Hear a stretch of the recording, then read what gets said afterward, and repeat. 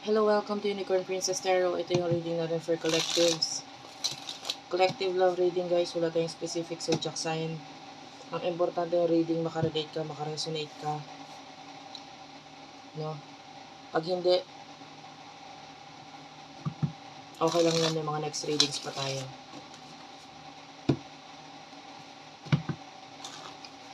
Pwede magkapalit-palit ang roles. Kahit sinasabi kong ikaw, pwedeng person mo pag nararamdaman mong person mo yon.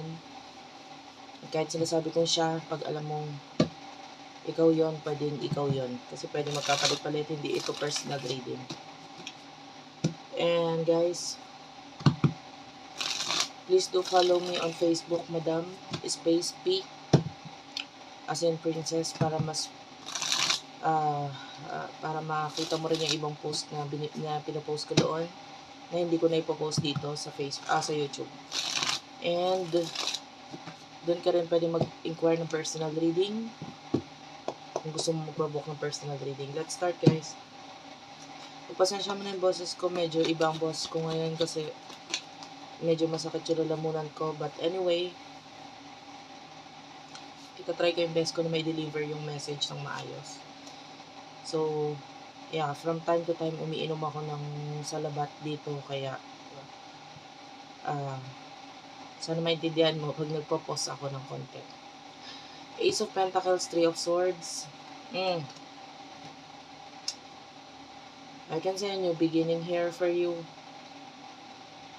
And I feel like Nine of Pentacles, yeah, nakakita tayo ng money dito. But the Three of Swords, medyo, this could be another person, new person. If you are already in a relationship, may nakikita ko ng isang person dito na pwedeng maging involved. It could be a new person na pwedeng maging dahilan ng problem pagdating sa relasyon. Kasi might be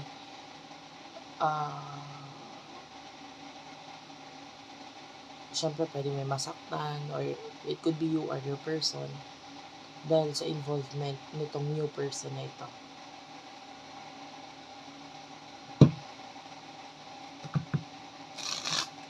Yung iba, nakita tayo ng development sa'yo, sa mga tao sa paligid mo, when it comes to money, finances.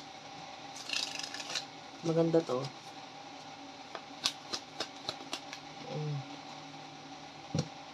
Yan yung iba sa inyo, pwede may mga pain, mga problem sa nakaraan na hindi pa, or kalungkutan na hanggang ngayon nararamdaman pa rin. And this is the person that you're dealing with. Four of Swords, Page of Cups, could be someone who is immature, or pwedeng may involvement ng child dito, guys. Could be dealing with a person na may anak.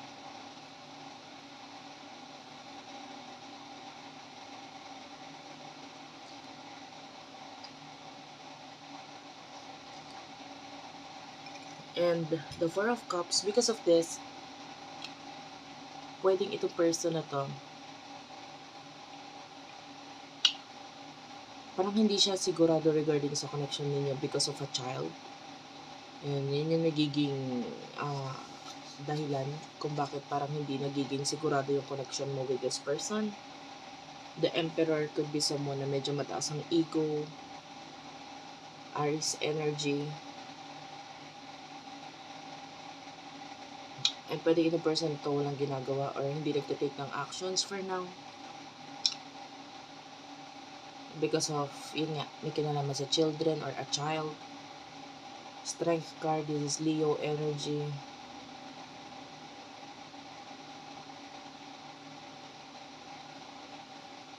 Ba pwede nagkakaroon ng ending sa inyo ng person na ito?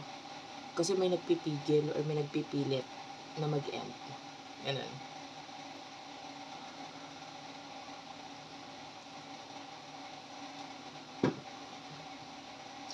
Pwede may mga times na gustong gumawa ng action or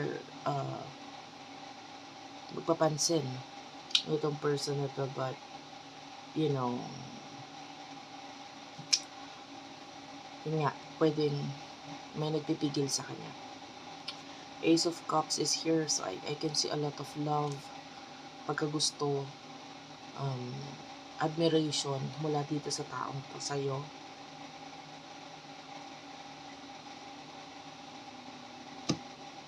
Pero nakakakita tayo dito ng hiya or takot.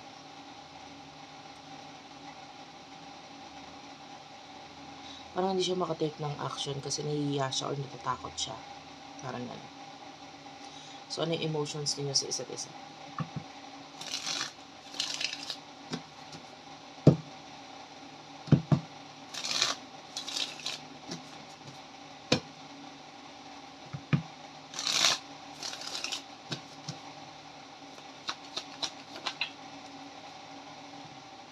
You do have here the Four of Pentacles, Ten of Cups, Eight of Cups, Cancer, Scorpio, Pisces, Taurus, Virgo, Capricorn.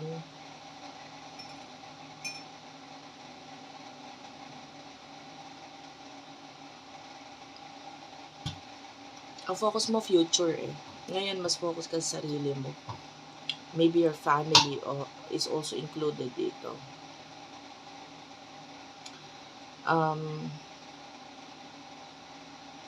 Yeah. Yung iba, tinatry mong ayusin din yung finances mo. I feel like kahit ang daming stress sa paligid, hindi ka na-pressure or hindi ka na-i-stress. Ang daming bagay na ka-stress pero para sa'yo, hindi, okay lang ako. And ang focus mo is to build something sa future.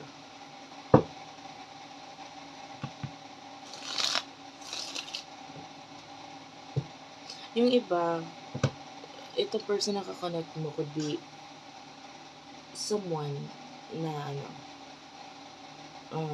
past person energy. Hindi ko siya nakukuha sa energy mo eh. Parang if this is a past person, nandun yung admiration, pagkagusto ng taong to, pero pwedeng hindi mo alam or wala kang pakialam, hindi naman yun yung focus mo. Ano emotion niya for you? Eight of Wands, Temperance, and the Queen of Swords.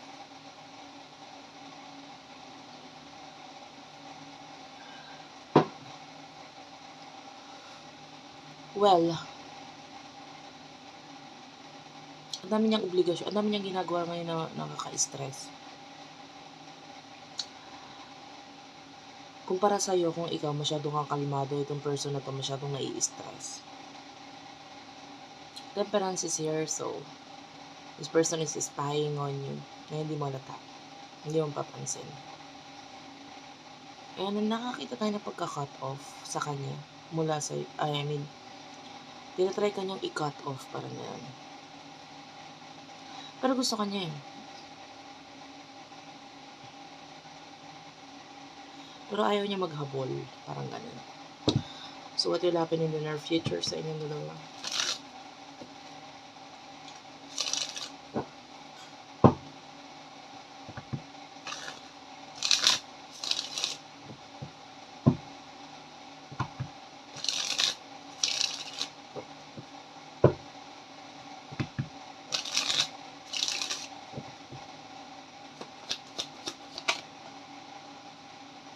You do have here the Eight of Swords, Knight of Cups,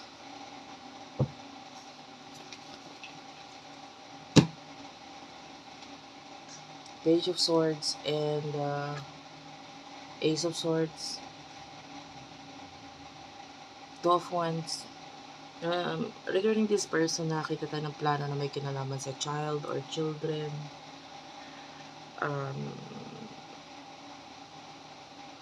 Pero parang nahirapan ayos or isa katuparan yung plano na yun.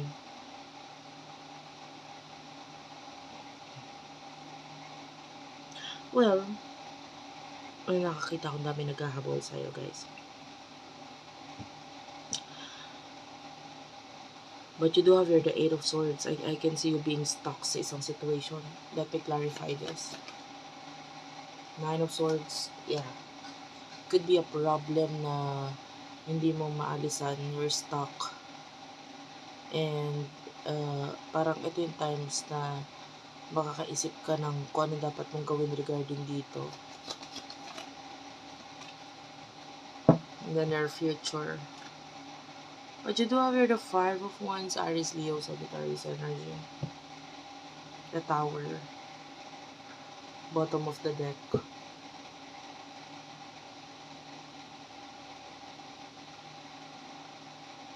I mean, I can see pag-aaway because of a particular problem na parang hindi mo naman ginustong mapunta doon sa ganong klaseng sitwasyon or problema.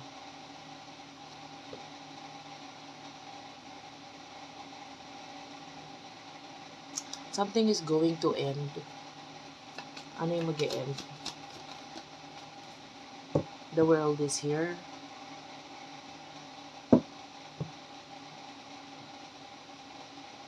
I feel like yung pakialam. So in the near future, I can see you get being worry-free, carefree, ganyan. Maybe regarding a situation.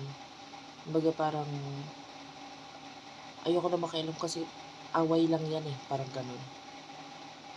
Meron na nga tayo nakikitang away, pero because of this particular away, magiging dahilan to para mawalan ka na ng pakialam or hindi mo na lang pansinin yung isang bagay kasi magdudulot nga siya ng away pag pinansin mo pa. Maybe a person na or a family member na parang lagi mong pinupuna or pinapansin noon, but that would lead into fighting or pag-aaway lang, and then soon nakikita natin yung marirealize mo, naku, ayoko na makialam sa kanya kasi pag pinakialaman ko, away lang yan. So you being carefree in the near future is what I can see here. Yeah. And may mga decision ka na pwedeng maging wishy-washy ka regarding doon sa decision na yun. Gawin ko ba to? Wag na lang kaya. Gawin ko kaya to or wag na lang kaya. May mga ganun. So that's it for now, guys. Thank you for watching. I love you all and bye-bye.